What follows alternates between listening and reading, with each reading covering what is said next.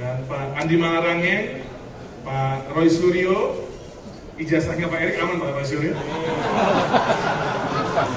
Pak Zainuddin Amali, dan juga bukan buat Pak Roy Suryo. Kelakar ex-Menpora Kerai Suryo, Dito Aryo Tejo, ijazahnya Pak Erik aman ya Pak? Dito Aryo Tejo mencuri perhatian saat berkelakar soal ijazah Erick Thohir dalam acara serah terima jabatan, Sertijab, Menteri Pemuda dan Olahraga, Menpora, Baru, Kamis, 18 September 2025.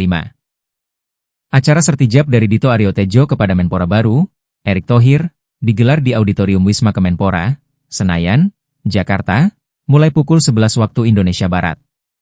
Kegiatan ini dilakukan setelah Erick Thohir resmi dilantik sebagai Menteri Pemuda dan Olahraga oleh Presiden RI Prabowo Subianto di Istana Negara pada Rabu, 17 September 2025. Dalam sambutannya, Dito Aryo Tejo menyapa seluruh tamu undangan,